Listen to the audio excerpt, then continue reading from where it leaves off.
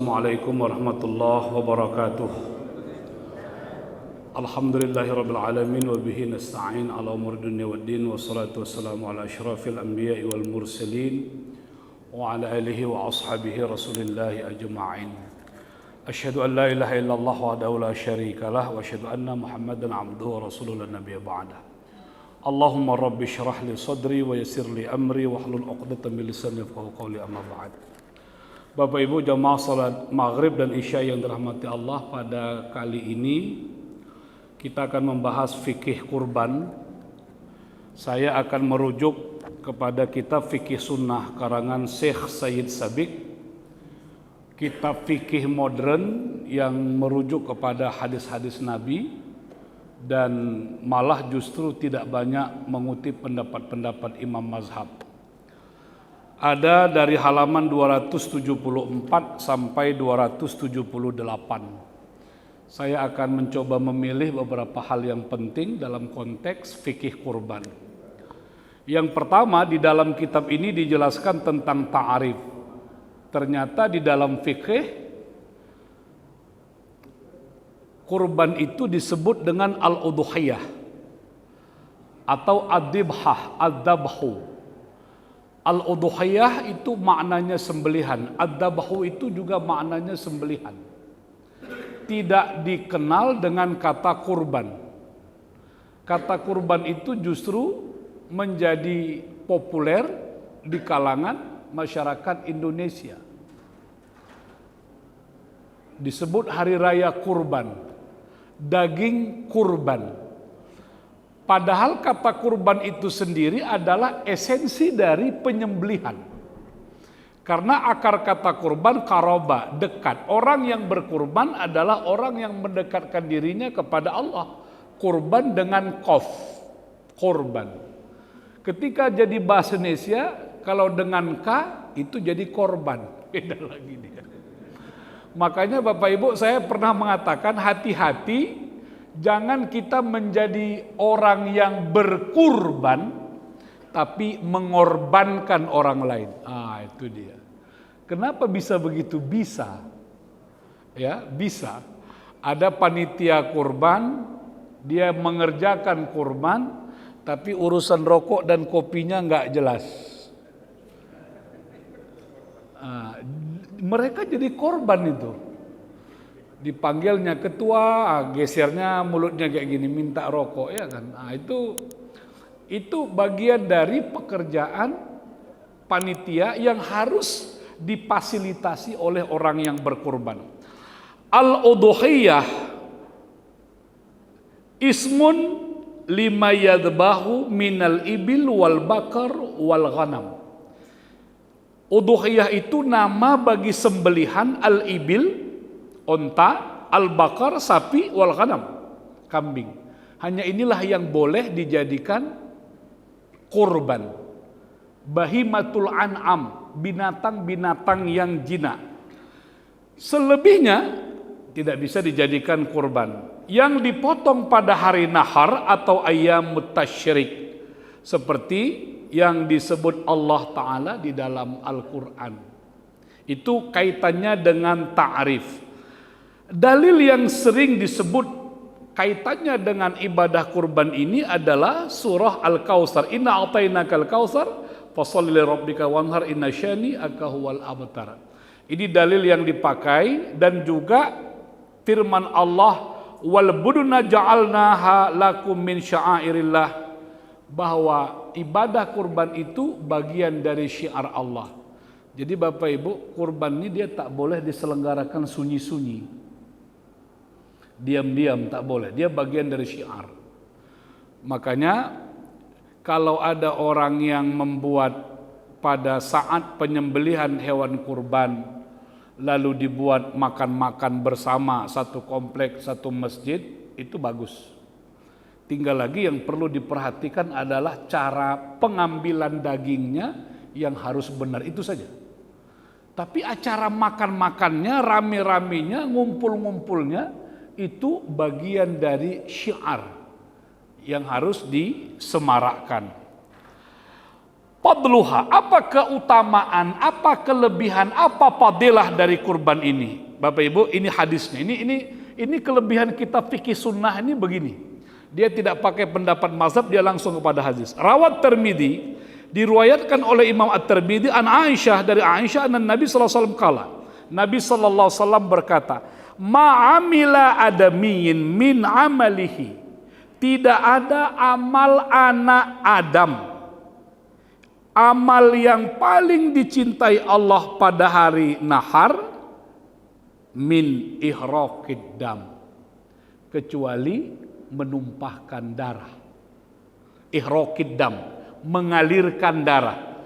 Ma'amila adamin, tidak ada amal anak Adam yang paling disenangi Allah pada saat hari nahar kecuali mengalirkan darah.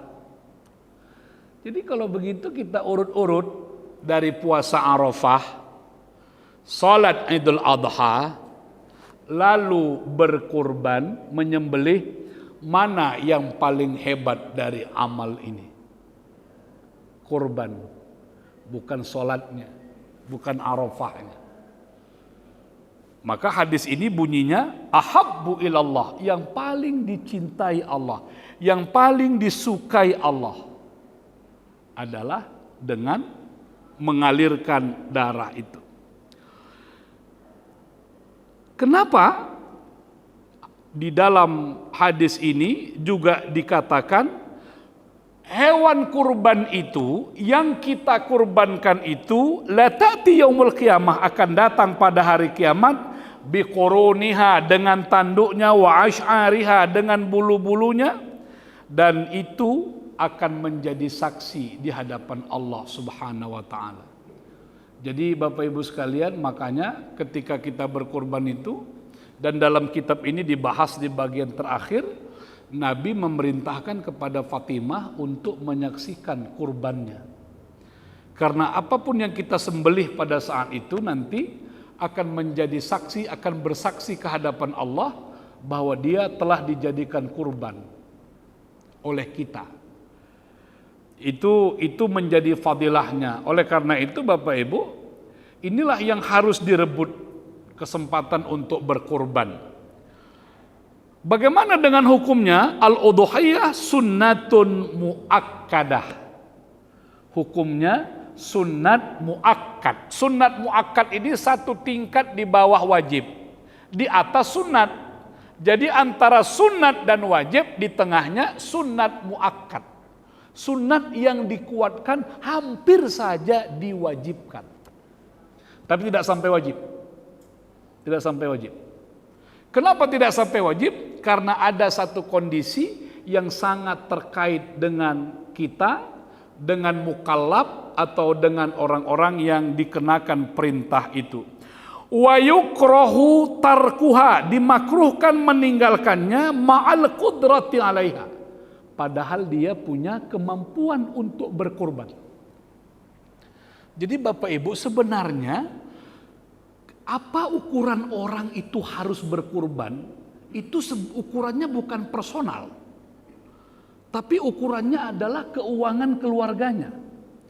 Makanya pada saat-saat sekarang ini yang kita tanya itu adalah istri di rumah. Kalau istri jadi bendahara, kalau ibu jadi bendahara.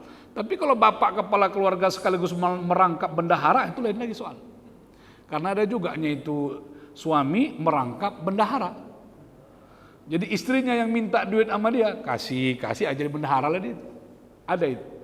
Tapi kalau bendahara itu adalah istrinya, dia bilang kepada istrinya, "Ma, ada berapa uang simpanan kita?" "Alhamdulillah Pak, uang tabungan kita itu ada 100 juta. Kalau 100 juta kita bisa berkurban 1 ekor lembu 16 juta. Kenapa? Karena itu mampu.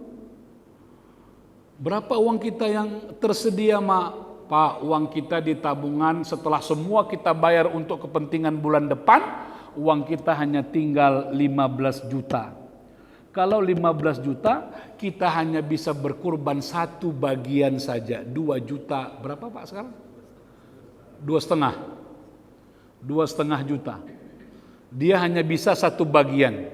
Jadi Bapak Ibu, nanti akan saya bacakan apa kasusnya yang 7 orang itu. Kurban kita yang satu bagian itu adalah kurban minimalis. Itu kurban minimalis. Termasuk menjadi makruh kalau dalam tabungannya ada ratusan juta. Dia hanya mengambil kurban bagiannya hanya satu bagian dari 7 orang itu.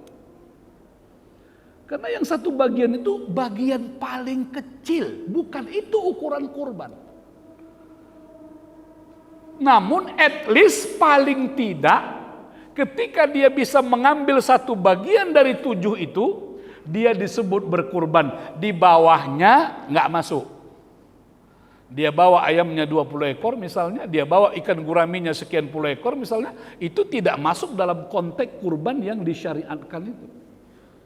Nah, oleh karena itu tidak ada persoalan kalau orang berkurban untuk dirinya 1 ekor lembu, untuk 3 anak suami dan istrinya 3 orang 1 ekor lembu, tak ada masalah di situ. Kita lihat ini Pak, saya langsung saja ke tema itu ya. Jawazul musyarakah fil udhiyah, ini dia kasusnya Pak. Jawazul musyarakah. Boleh kongsi, boleh bersyarikat, boleh kumpul-kumpul. Nah, kita itu sebenarnya sejak awal sudah keliru dalam menetapkan kurban ketika di awal-awal ditetapkan satu kelompok 7 orang. Sebenarnya masih terbuka peluang orang berkurban sendirian dengan 1 lembu, 5 orang 1 lembu, 3 orang 1 lembu. Tapi kita udah mematoknya 1, 2, 3, 4, 5, 6, 7. Padahal itu adalah kurban minimalis. Kita lihat, kita baca teksnya ya. Tajuzul musyarakah, boleh kongsi, boleh beramai-ramai, boleh berkelompok fil udhiyah, dalam penyembelihan hewan kurban, idza kanat minal ibil wal baqar. Kalau kurban itu sapi atau onta, boleh bersyarikat 7 orang. Ya. Wa tujzi'ul baqarah awil ibil an sab'ati ashkhasin, untuk 7 orang. Kalau kambing tak boleh bersyarikat. Kalau kambing memang sudah 1 orang. Tapi kalau lembu boleh. Jadi Bapak Ibu, kalau kita memahami fikih ini, yang kita lakukan itu sebenarnya pada taraf boleh. Itulah yang saya katakan tadi, kurban yang minimalis tadi itu ya memang begitulah dia. Boleh kumpul-kumpul 7 orang, ya udah nggak apa-apa. Karena memang pada batas itu kemampuannya. Tapi kalau sempat uang di deposito Bapak sampai 2-3 miliar kurbannya 1 bagian, itu kebangetan juga itu manusianya. Depositonya berapa miliar Pak? 1 miliar aja, 2 miliar depositonya. Tapi kurbannya dia ambil yang 1 bagian itu masuk dalam konteks manusia yang kebangetan itu. Karena dia ambil yang paling minimalis. Tapi kalau duit di tabungan rata-rata antara 30-50 juta yang dicadangkan, nah itu satu bagian itu oke lah, itu udah paten lah, itu udah bagus itu. Ya, karena kalimatnya itu boleh bersyarikat. Baik, Bapak Ibu, kita lanjutkan pada teks berikutnya. Apa hikmah dari ibadah kurban ini? Di dalam kitab ini dikatakan wal udhiyatu syara'aha Allahu ihya'a li dzikri Ibrahim wa tausi'ah 'alan nas. Ibadah kurban ini adalah cara kita menghidupkan atau mengenang Nabi Ibrahim. Dipotongnya dari Nabi Ibrahim, Pak. Padahal kurban itu adalah sejarah manusia yang paling panjang. Kurban itu ibadah yang paling tua dibanding ibadah yang lain. Itulah ibadah pertama yang dikerjakan anak cucu Adam untuk menyelesaikan problem kehidupan mereka, maka jalan keluarnya adalah dengan berkurban. Qabil, Habil, Iklimah, Labuda, ini saudara kandung semua. ketika mereka sudah dewasa, bagaimana menikahkan anak-anak Adam ini? Maka kata Allah, syariatnya silang, karena tak ada manusia lain. Tak ada manusia yang lain. Orang itu sajalah yang ada.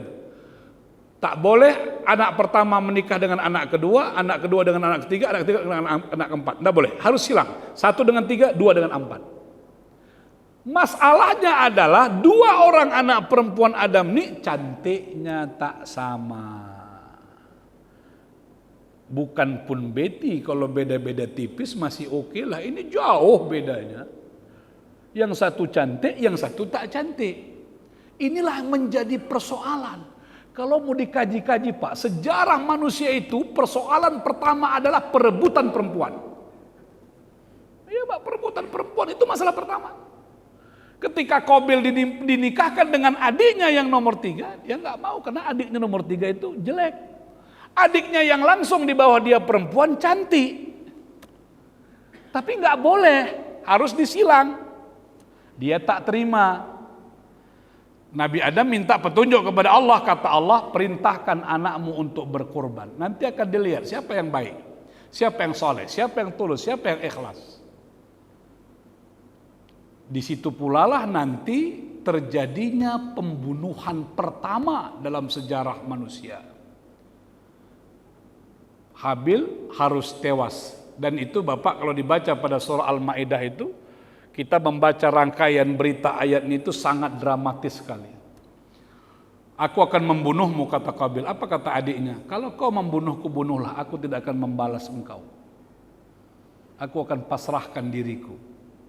Apakah Habil lemah? Tidak. Tapi di situ ada pelajaran yang amat penting sekali. Dari syariat itu, bahwa sebenarnya adalah kehancuran manusia itu disebabkan oleh keserakahan, ketamakannya. Itulah yang membuat manusia hancur. Setelah dari peristiwa Nabi Adam, masuk pada peristiwa Nabi Ibrahim. Kenapa Allah minta Nabi Ibrahim mengorbankan anaknya? Karena anaknya lah yang dicintainya. Nabi Ibrahim itu Pak, ketika menikah dengan Hajar, itu kan kaya itu. Sarah itu menikah dengan Sarah itu kaya. Hajar itu kan pembantunya yang kemudian dia nikahi. Tapi kaya, kambingnya banyak, hartanya banyak, emasnya banyak. Tapi Allah tidak minta kepada Nabi Ibrahim untuk mengorbankan apa yang dia miliki. Tapi Allah meminta untuk mengorbankan apa yang paling dia cintai. Yang paling dia cintai adalah putranya Ismail. Sama aja kan Pak dengan kita, kalau ada orang minta sumbangan, kita buat sumbangan baju bekas. Di lemari Bapak ada banyak baju yang udah sempit, yang Bapak nggak pakai lagi, yang sudah lama, yang nyemak-nyemaki lemari. Begitu ada orang mau mengumpulkan baju-baju bekas, apa susahnya bagi kita untuk mengumpulkan baju bekas itu? Yang awak pun sudah tak mau dengan baju itu. Kumpulkanlah. Artinya, kalau Allah minta kepada Nabi Ibrahim, Ibrahim korbankan kambingmu, korbankan emasmu, korbankan hartamu. Bagi Nabi Ibrahim itu gampang sekali Pak, nggak ada susahnya. Mau berapa ekor kambing, ambillah. Mau berapa gram emas, ambillah. Karena dia tidak mencintai hartanya itu. Tapi Allah tidak meminta yang itu, Allah minta anaknya. Disitulah sebenarnya ujian yang paling berat. Ketika kita diuji dengan apa yang paling kita sayangi, apa yang paling kita cintai. Pada ayat yang lain, Bapak Ibu sekalian, ada ayat mengatakan, lan tanalul birra, engkau tidak akan sampai pada kebaikan puncak hatta tunfiqu mimma tuhibbun. Sampai kita punya keberanian, kesanggupan menafkahkan harta yang paling kita cintai. Bapak Ibu, kalau Bapak Ibu punya 1 tandan pisang yang dikirim ke tetangga, sisir yang mana?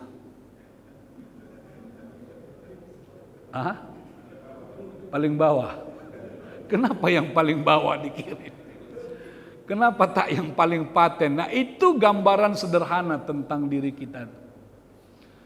Ya, jadi pada masa Nabi Ibrahim, dibuktikan Nabi Ibrahim Ya Allah, aku tetap mencintaimu di atas segala-galanya. Sanggup dia mengorbankan anaknya. Walaupun sebenarnya Allah paling tahu. Ketika Nabi Ibrahim lulus dengan ujian itu, tak sulit pula bagi Allah menukar leher Ismail dengan kibas. Karena apa? Dia lulus dengan ujian itu.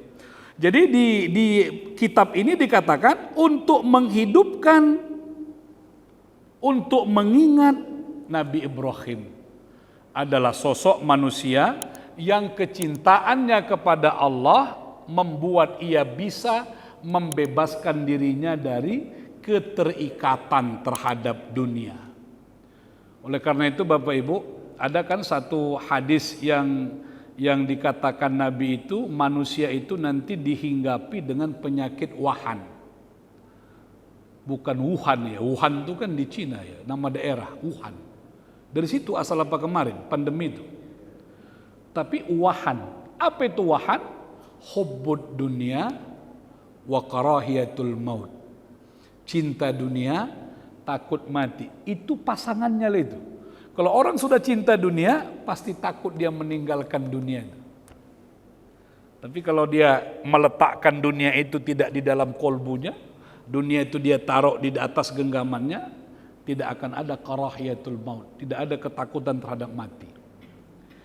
Bapak Ibu sekalian, itu yang pertama. Yang kedua, wa tausi'ah 'alan nas, memberikan kelapangan, kemudahan kepada manusia yaumal aid, pada hari raya Idul Adha.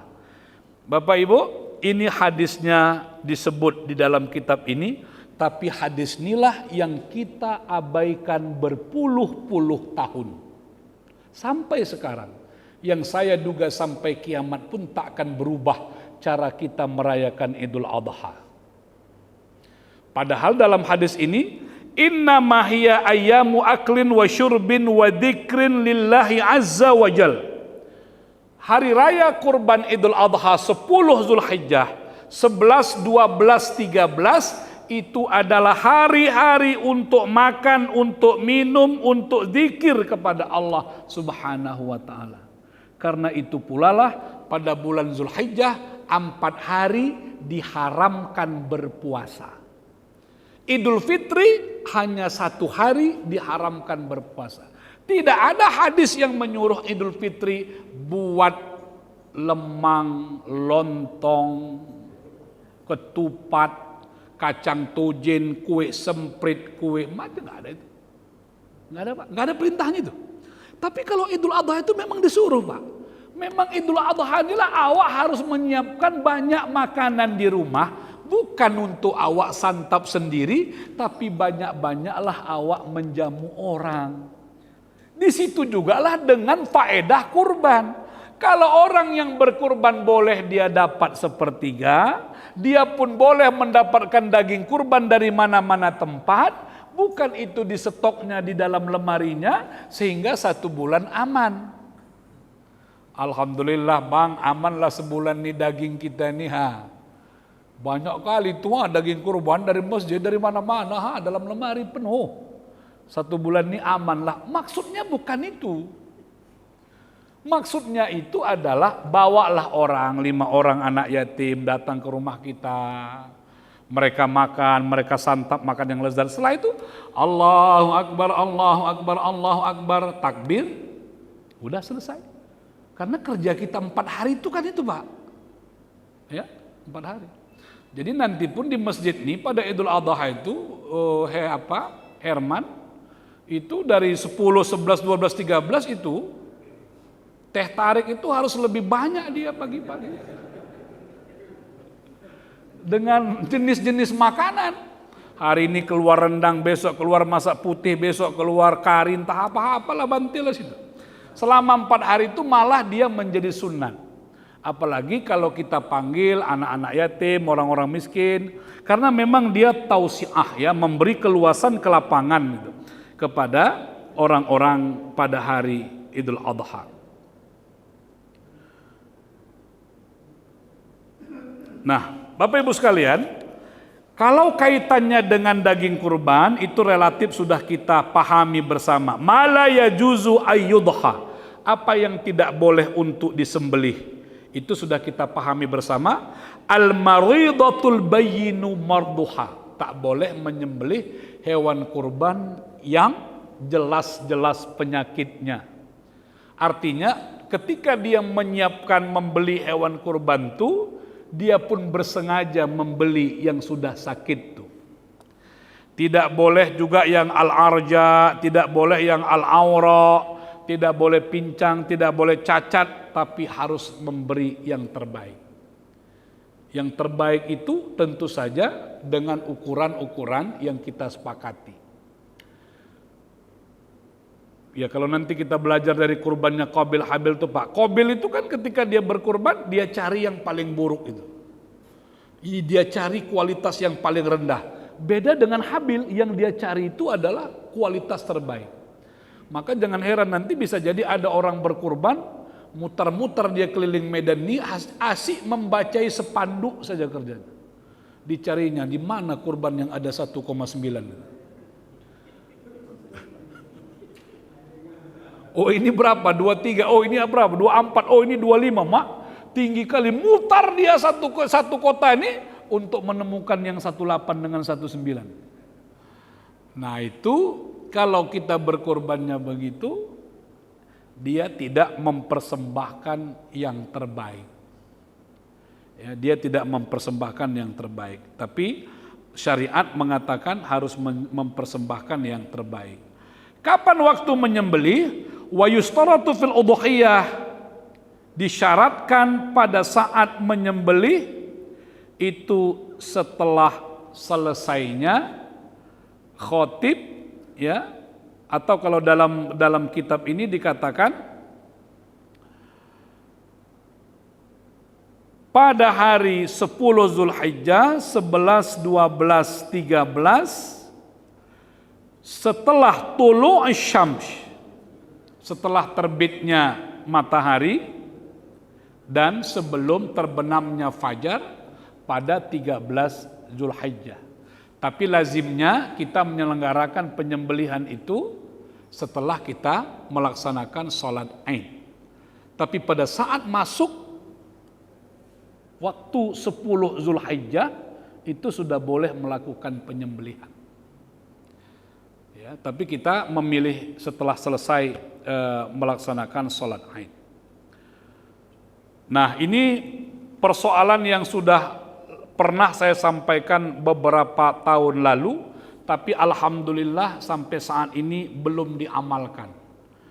Kalau belum diamalkan bukan berarti tak mau mengamalkannya, karena memang tak cocok kondisinya. Apa itu Bapak Ibu? Kifayatun udhiyatin wahidatin anil baitil wahid. Ini kalau ada yang berani mencoba Pak, ini kan ada panitia kurban kan ada ini kan. Nanti kalau ada jamaah yang minta begitu jangan pula panitia menolak, karena itu syariatnya ada. Cukup satu kurban itu untuk satu rumah. Bapak Ibu, yang berganti-gantian itu tidak ada syariatnya. Makanya tadi saya katakan, apa ukuran orang disunatkan untuk berkurban? Kalau dia punya kelebihan simpanan uang, yang kelebihan itu membuat dia mampu membeli satu bagian kurban. Kalau dalam rumah itu uangnya cukup untuk membuat 3 bagian, bagus. Bisa 4, bagus. Terbatas keuangannya, hanya bisa 1, cukup. Kalau hanya bisa 1, itu boleh dia menggunakan al-an baitil wahid. Untuk satu keluarga itu telah disebut berkurban. Kurban keluarga Herman. Herman belum ada keluarga ya? Belum. Kurban keluarga Azhari. Itu Pak, jadi didaftarkan ke panitia pun bunyinya begitu. Lembu Anam 1, keluarga Azhari Akmal. Boleh. Bukan maknanya keluarga Azhar Akmal itu saya, istri saya, anak-anak saya berkorban sampai 6-7. Tidak. Karena saya hanya bisa satu bagian. Satu bagian itu kata Nabi cukup untuk kurbannya satu rumah itu. Itulah yang paling minimalis tadi. Yang bagus bagaimana? Saya satu bagian, istri satu bagian, anak satu bagian, ini satu bagian. Tapi nggak ada uangnya, yang bisa hanya satu bagian saja. Itu cukup. Makanya judulnya di sini Kifayatu udhiyatin wahidatin an baitil wahid. Tapi kalau ada di antara jamaah yang mendaftar begitu, boleh. Lembu Anam, 1 Ahmad, 2 Amin, 3 Amir, 4 keluarga Joko. Enggak apa-apa. Itu absah. Idza dhahal insanu bi syatin min ad-da'ni awil ajzi ajza'an anhu wa an ahli baitih. Faqad kana ar-rajul, ada seorang laki-laki minas sahabah dari sahabat Nabi radhiyallahu anhum, yudha, ada sahabat Nabi yang mempraktekannya, dia berkurban untuk dirinya dan keluarganya, maka masuklah di sini sunnah kifayah. Sunnah kifayah. Rawa Ibnu Majah, ini dalilnya. Rawa Ibnu Majah wa Tirmidzi, dan Imam At-Tirmidzi, wasahahahu, dan disahihkan oleh Ibnu At-Tirmidzi, anna Aba Ayyub qol, hadisnya bersumber dari Abu Ayyub, wa kana rajulu fi ahdi Rasulullah, ada sahabat, ada laki-laki pada zaman Rasulullah pada masa itu berkurban satu dia untuk keluarganya, dan itu boleh. Iya boleh. Artinya Bapak Ibu, kalau ada orang yang memilih begitu, boleh. Karena nggak masuk logikanya. Abang kan tahun lalu berkurban, kata istrinya. Tahun ini akulah, bukan bergilir-giliran Pak. Nggak ada itu gilir-giliran. Sama kan dengan zakat. Kalau kita zakat, kalau kita punya kebun perkebunan, ketika kita berzakat, itu suami, istri, keluarga itu telah berzakat. Karena usaha perkebunan itu milik keluarga itu. Jadi kalau suaminya, bukan suaminya saja berzakat, istrinya juga dipandang telah menunaikan zakatnya. Begitu juga dengan perdagangan. Semua sudah dipandang berzakat. Beda kalau zakat profesi. Suaminya dokter gigi, istrinya dokter anak. Suaminya berzakat, iya. Kalau suaminya berzakat, zakat profesi karena statusnya dokter, itu hanya suaminya saja yang berzakat, istrinya belum. Maka istrinya harus berzakat juga dalam kapasitasnya sebagai dokter anak. Itu dua-dua kena. Nah, tapi kalau dalam usaha-usaha yang dimiliki bersama, itu ketika objek zakatnya sudah terpenuhi, maka yang berkaitan dengan itu dipandang dia telah berzakat. Nah, yang berikutnya Bapak Ibu sekalian, tauzi'u lahmil udhiyah. Ya, ini penting ini. Yusannul mudhi, disunnatkan bagi orang yang berkorban, ayyakula, untuk memakan min udhiyatihi, dari kurbannya. Sunnat orang yang berkorban makan daging kurbannya. Wayahdil aqarib, dan dia menghadiahkannya kepada aqarib, karib kerabatnya. Wayatasaddaqu minha minal fuqara, lalu dia sedekahkan untuk orang fakir. Seperti dikatakan Rasulullah, kulu wa at'imu wa adkhiru. Waqad qala al-ulama al-afdal ay ya'kula sulus wa yatasaddaq sulus wa yudkhirus sulus.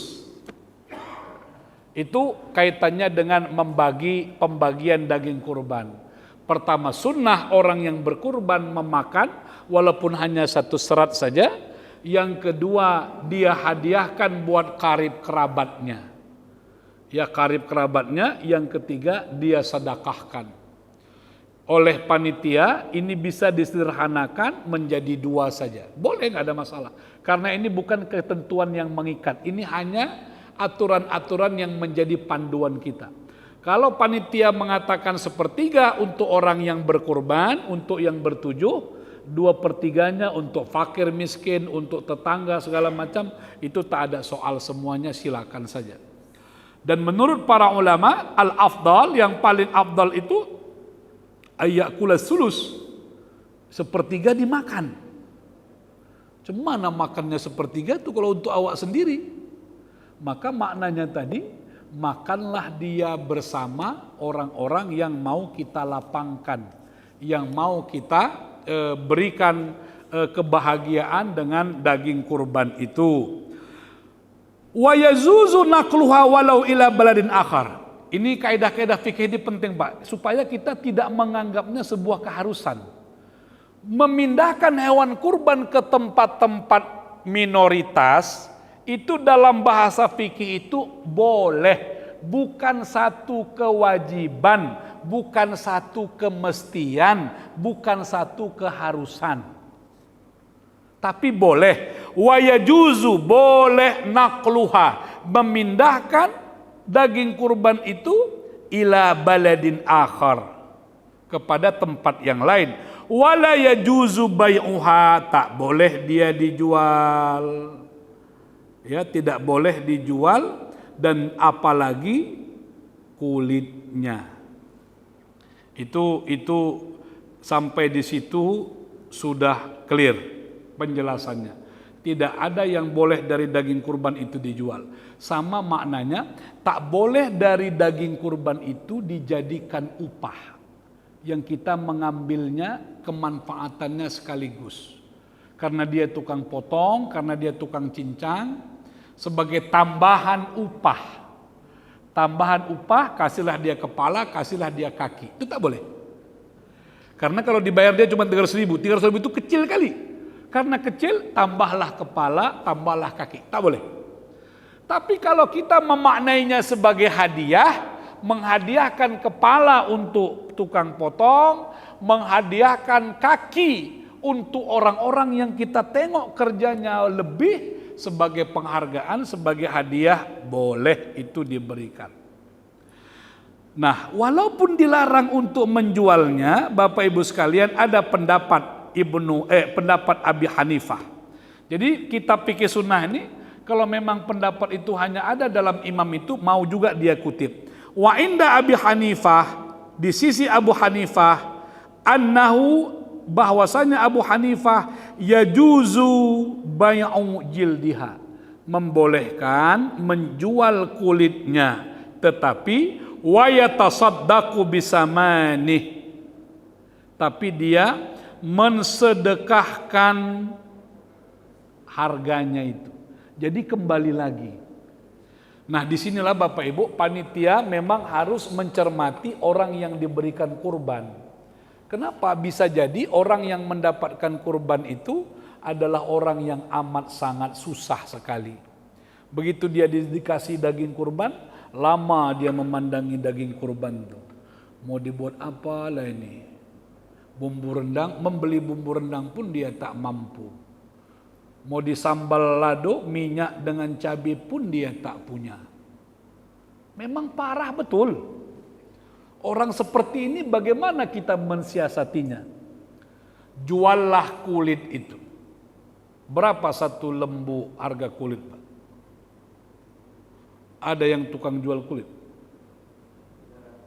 Berapa satu kulit? 300.000? Oh, sikitnya, bayangan aku 1 juta. 300.000. Kalau 300.000 Bapak Ibu sekalian, itulah yang dikali 25 kali berapa, kita bisa pilih. Ada orang yang mendapatkan kurban itu bisa jadi 25 keluarga. Atau 20 keluarga yang kita tahu amat sangat miskin. Dilampirilah dia dengan 200.000 per keluarga itu. 300.000 per keluarga. Bisalah dia beli minyak, hasil penjualan tadi, bisalah dia beli cabai dan sebagainya. Boleh, kata Imam Abu Hanifah, itu boleh dijual.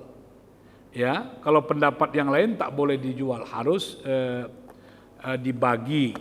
Terakhir Bapak Ibu sekalian, nah di sini yang saya ingin katakan bahwa panitia itu cara kita saja untuk berkurban. Tapi syariatnya al-mudhi yudhbahu binafsih.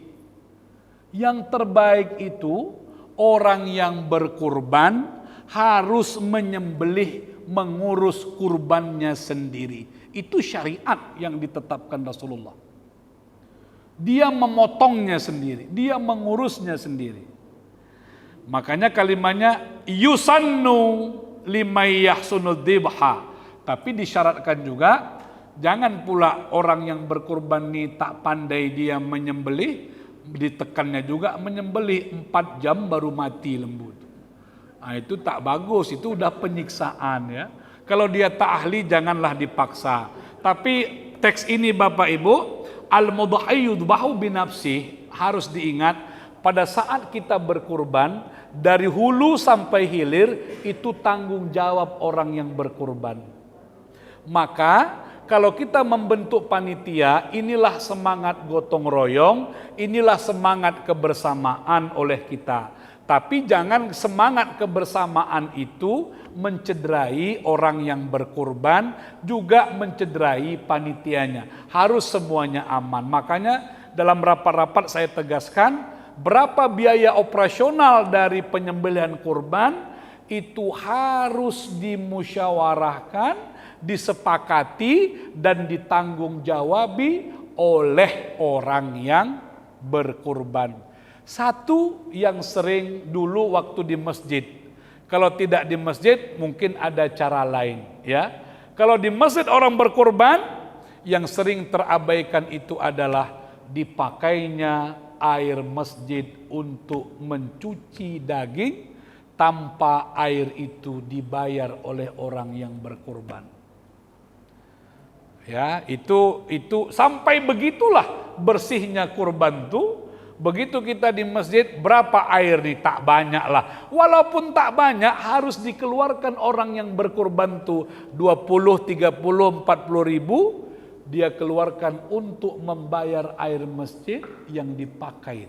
Jadi tak boleh ada sesuatu yang menggunakan hak-hak yang lain, orang lain atau apa. Tidak boleh Pak. Nanti misalnya kita berkurban, ada panitia bekerja. Panitianya wak-geng jalan-jalan. Kata panitia itu ketua, di mana uang wak-geng? Nggak ada duitnya. Andai kata dia keluarkan dari uangnya sendiri, itulah yang saya katakan kurban yang melahirkan korban.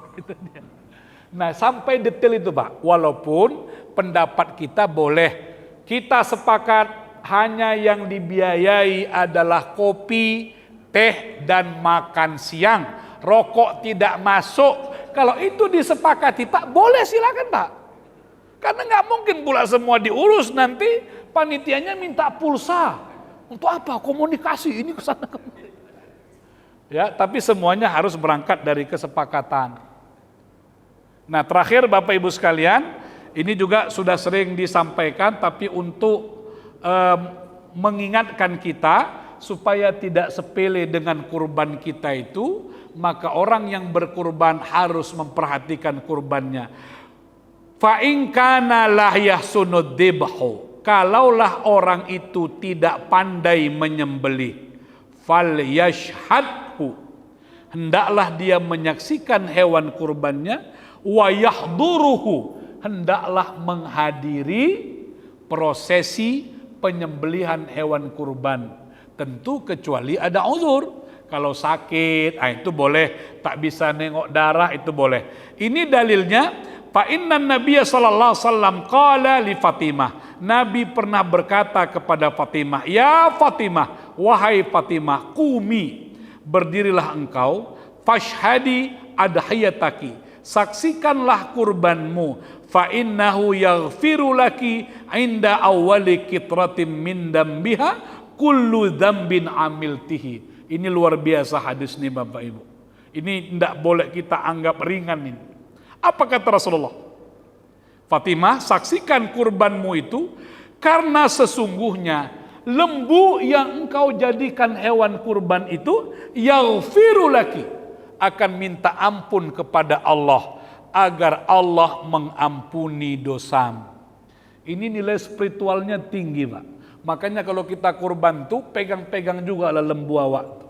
Lembu 7 nama kita disebut. Mana lembu 7 tuh? Upayakanlah dipegang-pegang lembu tuh. Kenapa?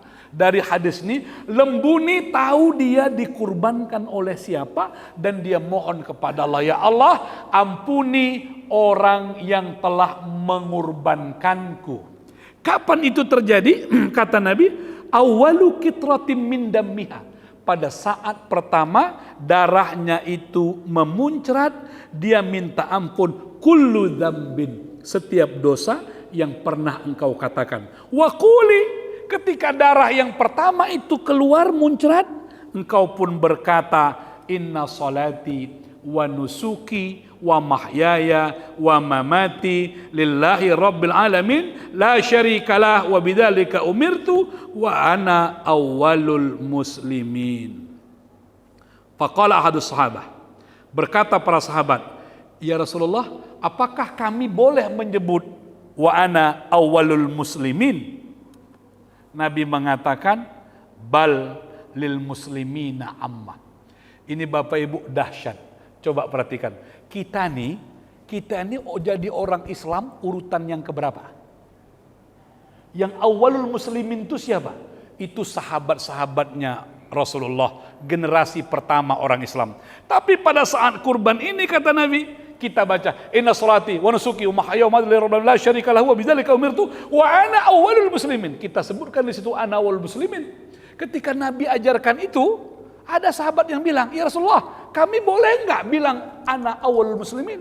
Nabi bilang, bahkan untuk seluruh orang Islam boleh mengatakan itu. Jadi Bapak Ibu, walaupun awak generasi muslim minta nomor keberapa, tapi sebenarnya kita selalu berharap untuk disetarakan kepada generasi-generasi awal orang Islam itu. Terima kasih Bapak Ibu, mohon maaf tidak ada pertanyaan, lain masa nanti kalau ada mau tanya. Assalamualaikum warahmatullahi wabarakatuh. Alhamdulillahirabbil alamin hamdan yuwafi ni'amahu wa yukafi'u mazidah. Ya Rabbana lakal hamdu kama yanbaghi li jalali wajhikal karim wa 'azimi sultanik.